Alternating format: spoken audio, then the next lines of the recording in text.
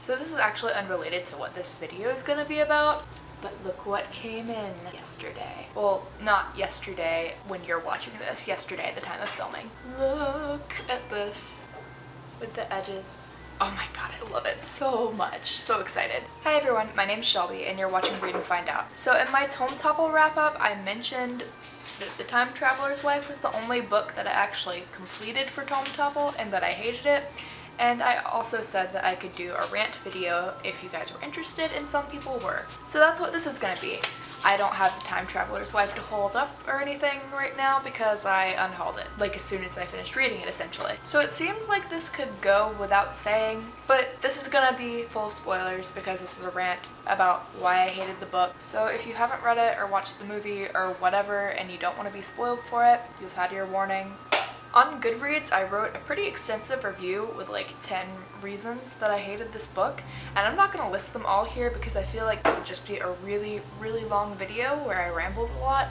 So I just picked a few of them that I was the most passionate about. So let's just get into it. The premise of The Time Traveler's Wife is that Henry and Claire are in a romantic relationship. Claire has known Henry since she was like 6 years old, and Henry meets Claire when he is 28 years old. So when Claire is a child, she meets like 30s and 40s Henry, and he doesn't meet her until he's in his late 20s and she's 20.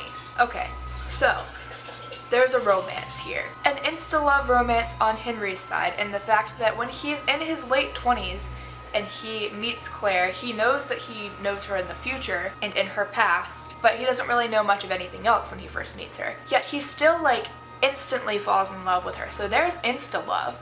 But then there's Claire, who's known Henry for like her entire life, so there's the whole I've known you my whole life and I love you sort of thing. It's not like there was some sort of lifelong friendship or anything exactly. They were each grooming each other to love the other one. 30s and 40s Henry is like grooming child Claire to fall in love with him, sort of. And then 20s Claire is grooming 20s Henry to fall in love with her and then go back in time and make her fall in love with him. So yeah, the romance was really unnatural. I'm the kind of person who likes to have like some build-up if there's gonna be any romance, like a friendship or something. I am not the kind of person who likes people just like automatically falling in love. But we go into this like knowing what's gonna happen, which I'll get into more later because that was another entire thing that I didn't like. But the romance, it's like creepy and unnatural, and I don't know. I realize that Henry, one day she will be your wife, but right now she's a teenager and you're like 40 and you're having sex with her.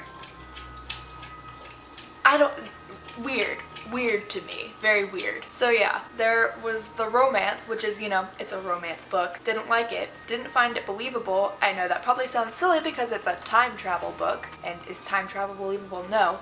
The romance itself, didn't find it believable. There was no build-up. It happened, and we knew it was going to happen from the very beginning. I know it was like the premise of the book, but still. I didn't get invested.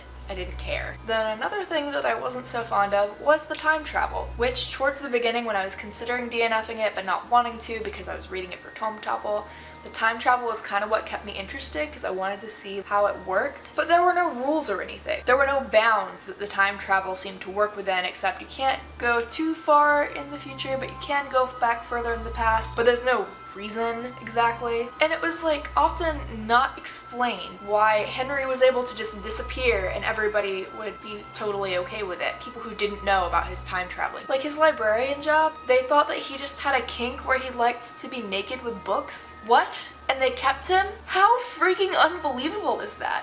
Like, I don't care how good of an employee you are, like, if people think that you just like to run around naked in the library, your place of employment, you're gonna be let go. I like time travel as a concept, but I started to realize exactly how unbelievable it was, at least in this book, when I was reading it, so I didn't even enjoy that part of it, and it's kind of what kept me in it. With the time travel comes spoilers. I mentioned that we're spoiled ahead of time in this book for things that are gonna happen because of the time travel.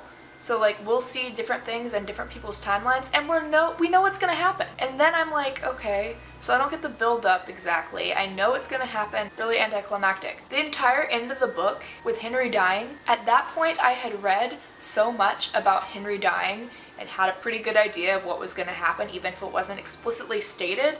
that I was just like, I just want it to be done. Kill him, because I don't actually give a crap that he's going to die.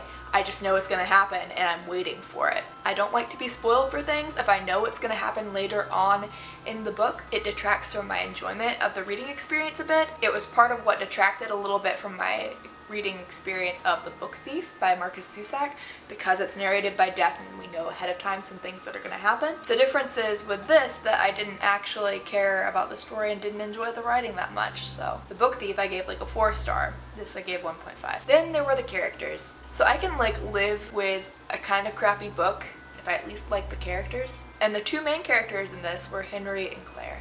Henry was okay. I feel like we get introduced to him when he's more of a decent person and that he was not as good in his earlier years, but we don't really see him then.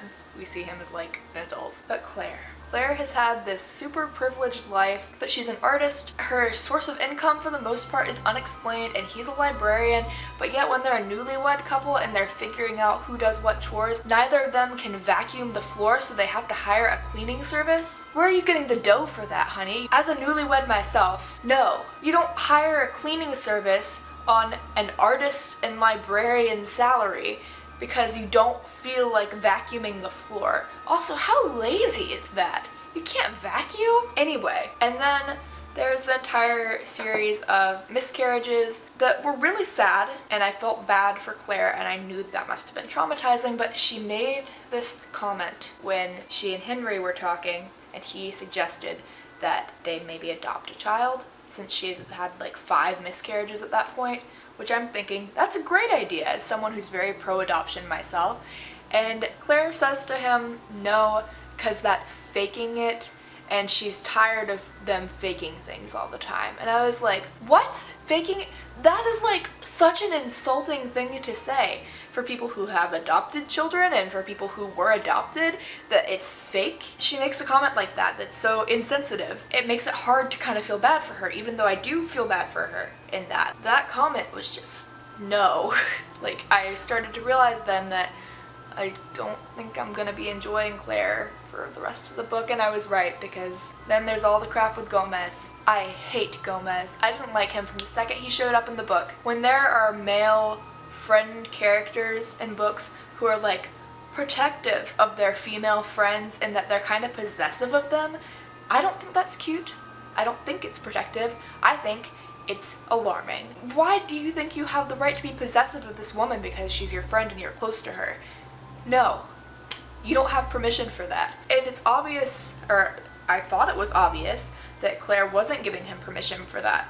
But apparently they slept together when he was dating Charisse, and then, after Henry dies, she sleeps with him again and imagines that he's Henry, and he's married with children, married to Charisse, whom he already cheated on with Claire when they were dating, and now he's cheating on her again, and I hate Gomez so much.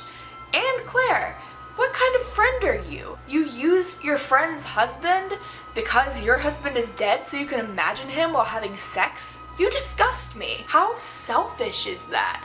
Like, you don't even have feelings for Gomez or anything. It's nothing like that. You just want to fantasize about your dead husband while sleeping with your friend's husband. So yeah, didn't like Gomez. So Gomez and Henry are supposedly great friends and good pals and comrades, as Henry says, like all the freaking time. And it's pretty much made a point that Gomez is actually just waiting for Henry to die because he's sure it's gonna happen so that he can try to have his chance at Claire. I hate him. I don't want to keep talking about that. It's making me upset. And then the last thing I'm going to talk about, because I really have been rambling here, is the description used in this book. I'm the kind of person who typically loves lots of description. And like occasional references to the time period and stuff like that, or like names of brands or streets. That's fine. This was like every paragraph has some reference to like a band or a French phrase or descriptions of streets and directions to places. I don't care. It was just distracting. It's not like a little bit where I'm kind of taking in this description and getting a better idea of what it looks like. I'm just becoming confused because I've never been to Chicago, so I don't know where this is, and frankly, in this book, I didn't care enough to try to look up maps and find street names, or to look up elaborate French phrases that somebody's being pretentious and saying, I didn't think it was well done. Way too heavy-handed for my taste. But yeah, I didn't like it, so if you watch this and you disagree with me, that is fine. Actually, I'd be really interested to hear your opinion. Be nice and respectful. But yeah, like I said, if you've read this, comment down below and let me know what you thought, or even if you've seen the movie. I think I saw it as a teenager, but I don't remember it. And yeah, I'd like to know how it compares, and I do want to actually watch it for myself. I hope you enjoyed this video. If you did, please feel free to give it a thumbs up and subscribe, and like I said, comment down below because I'd love to interact with you. Thank you for watching. I hope you have a good day, and until next time, bye.